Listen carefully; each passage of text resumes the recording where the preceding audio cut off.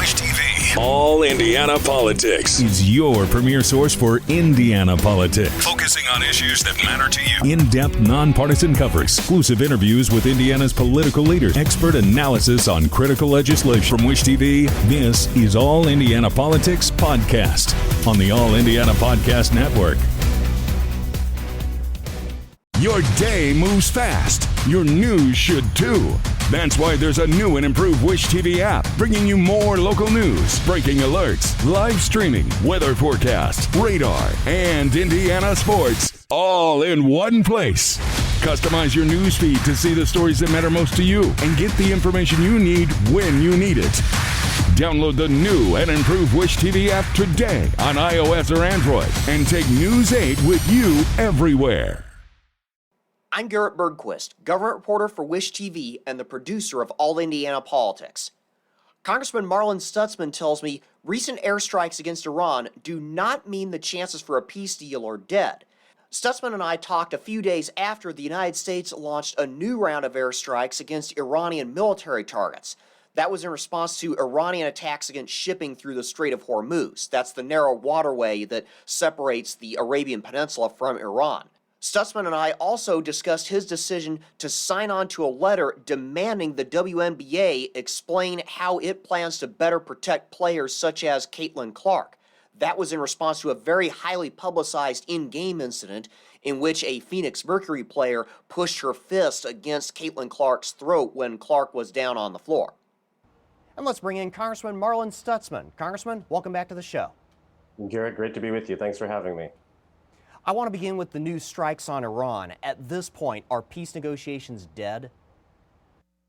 No, I don't think so. I think this, again, is just the efforts to, of course, hold the Iranians accountable to the MOU. This is part of the consequences, and the Iranians know that, knowing that if they break the MOU agreement, that there's going to be something that's going to try to bring them back to the negotiating table. These guys have proven over and over in Iran, the IRGC, that they're liars, they're cheaters, stealers. They've moved the goalpost. They're hard to negotiate with. The only thing they understand is raw power. And I think that's what President Trump is showing them, is that he will use raw power to bring them to the negotiating table. If we walk away, they're going to go back to, of course, developing their military capabilities.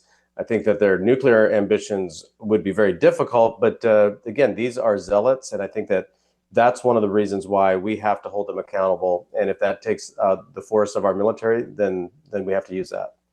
Given Iran's extensive bunker network, will dropping any more bombs make any difference? Are we at the point now where we would have to send in ground troops to gain control of any of their nuclear material? And at some point, there will have to be people on the ground to be sure that we secure the nuclear dust that we know is underground. You know, our intelligence says that we feel pretty confident that it would take either the Chinese or the United States equipment to be able to attain that. So that's not the greatest concern today. I think the greatest concern is the fact that the IRGC continues to hold the Strait of Hormuz hostage. And of course, they continue to attack their neighbors. And they use Hezbollah again as a proxy to attack Israel. I think the visit that President Trump made with NATO allies in Turkey this past week, again, proves the point that NATO needs to step up. They all say that Iran is the leading state sponsor of terrorism in the world, but very few of them are doing anything about it. So I think President Trump, again, is going to show NATO allies and the world that we are willing to step up along with our ally Israel and take out the IRGC and take out this cancer that is plaguing the Middle East and the world because of their religious beliefs. And so I think that in the long run here, we're going to have to continue to hold them accountable, whether they come to the negotiating table and we find a way forward on negotiations, or whether it's to continue to build a coalition to take out the IRGC and give the Iranian people their country back. Since you're on the House Budget Committee, I want to ask, have there been any further conversations in Congress about suspending the federal gas tax due to the war with Iran? And are you still opposed to that idea? You told me a few months ago that you had some pretty serious financial concerns there. Yeah, there has not been any further discussion of suspending the federal gas tax. And I think that, we know the situation of the federal budget. It's not good. There's too much debt and deficits. We are making some adjustments dealing specifically with fraud and waste, especially when it comes to welfare programs and healthcare programs around the country, in a couple of states like Minnesota and California. But again, I think President Trump is doing the right thing by holding the IRGC accountable, and hopefully we get this problem resolved, sooner rather than later. I think we all have seen, as when the announcement of the MOU was released, that gas prices did drop fairly quickly. We were actually down below $3 in Northeast Indiana and a couple of places. But in the long run here, we need to make sure that the region is safe, and that the country, that the United States is safe from any sort of nuclear ambition by the IRGC. You and several other members of Congress, including Congresswomen Victoria Spartz and Aaron Houchin, are demanding the WNBA explain how it reviews physical hostility on the court. That was in response to Phoenix Mercury player Alyssa Thomas pushing her fist against Fever guard Caitlin Clark's throat during a game last month. Do you believe this merits a federal investigation?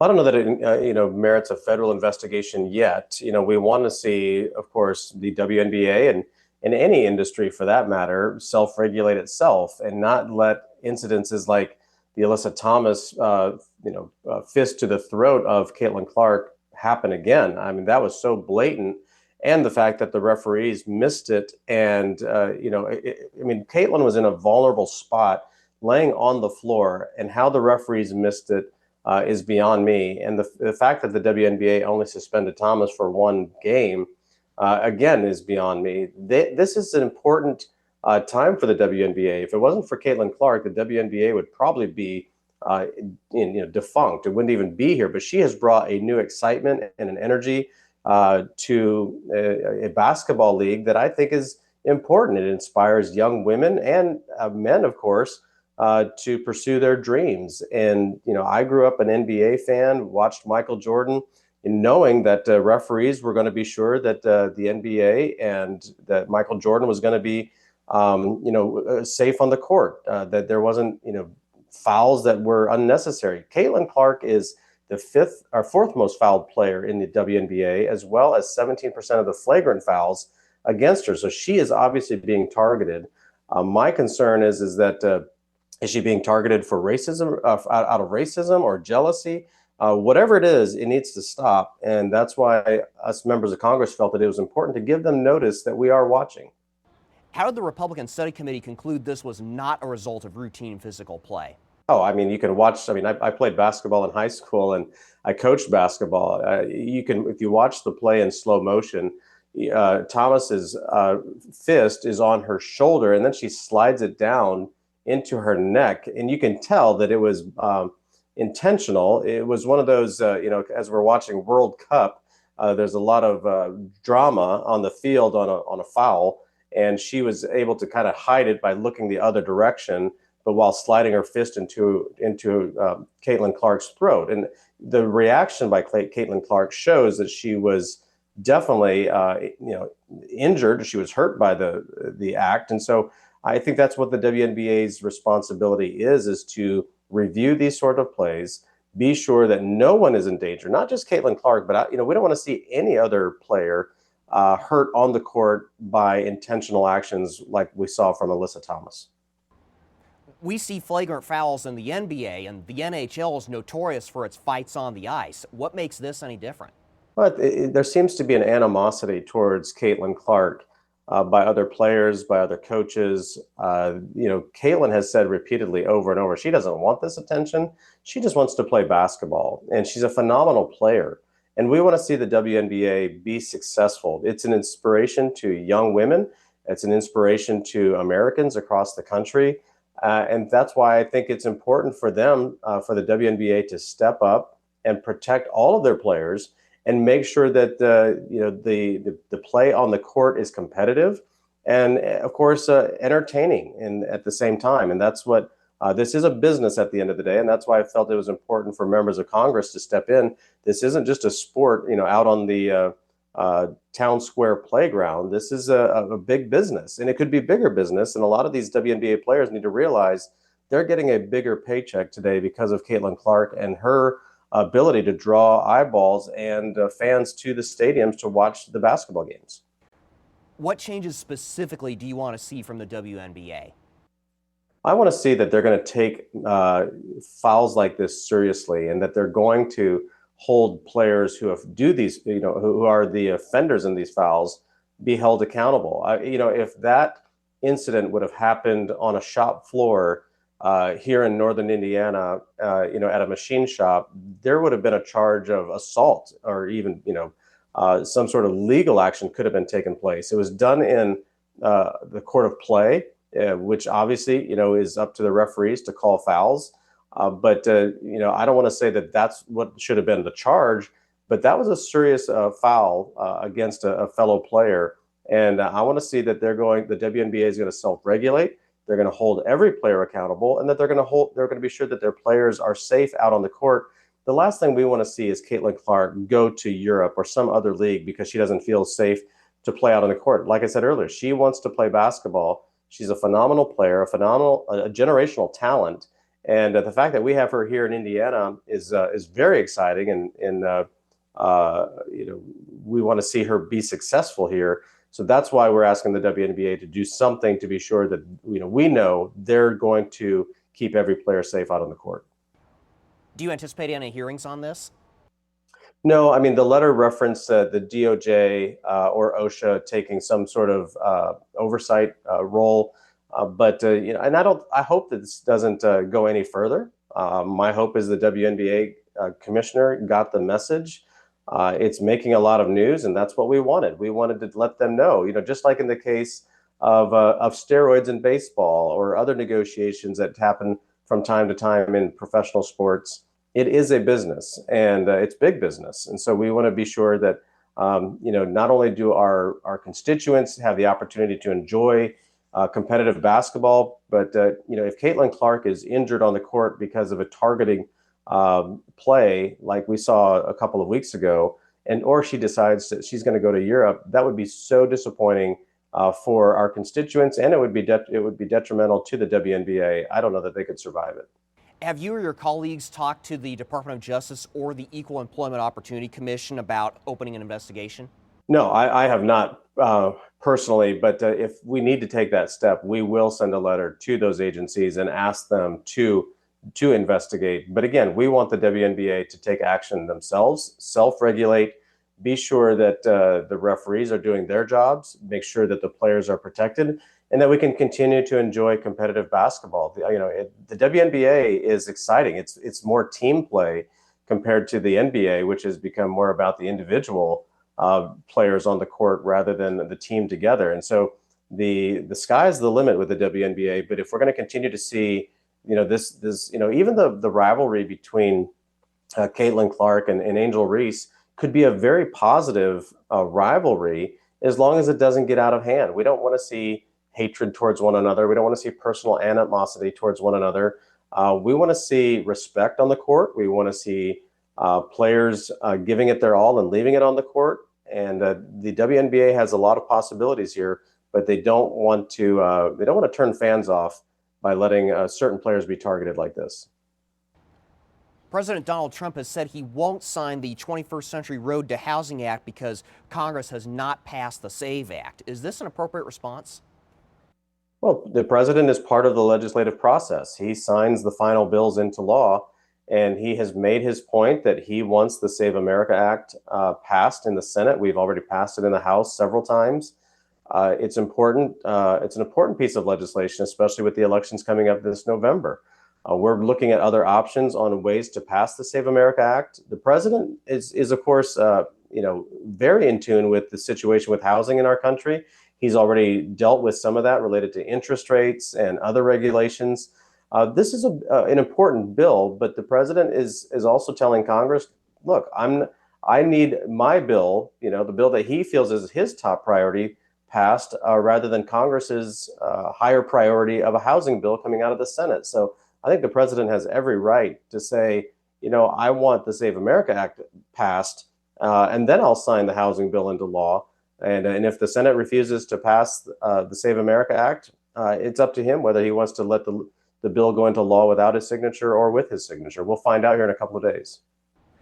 Does the fact that the bill would become law without his signature attenuate any effect that not signing it has?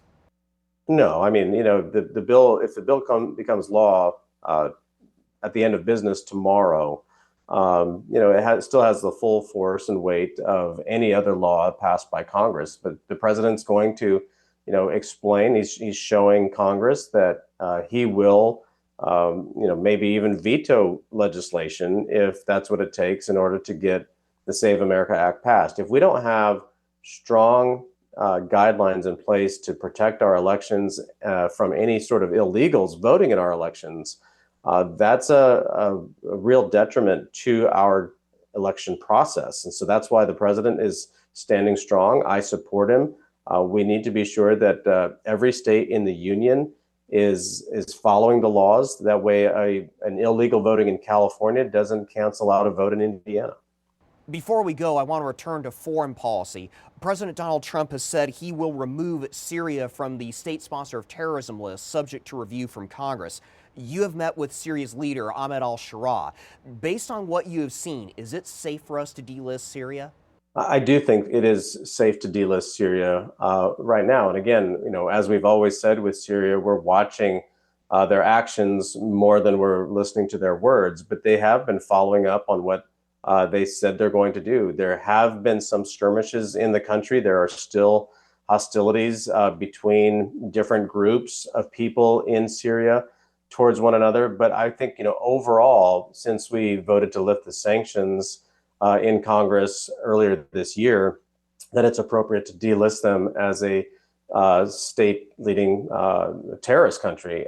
President al-Sharaa has a very tough job of unifying the country. I thought one of the wisest decisions that he made was when he was asked about helping eliminate Hezbollah out of Lebanon. He refused that. I think that was a smart move on his part. He doesn't have a military strong enough. He doesn't have the influence in the region to handle that. He's still trying to build his own country in Syria. Syria has a long Christian history that needs to be protected. There are Christians in Syria that are still leaving or being persecuted and even in some cases killed because of who they are. ISIS needs to continue. We need to flush out ISIS out of Syria. We need to flush out any foreign fighters that are there for jihad. The situation is very sensitive, and I think that's important to give them the step forward as a country to take them off the list as a state terrorist list or a state terrorist country and government to help them build their economy and help them rebuild their country. So we'll watch them closely. If anything changes in Syria, I'm sure the president would slap that designation back on the country very quickly. Congressman Marlin Stutzman, thank you for joining us. Thanks, Garrett.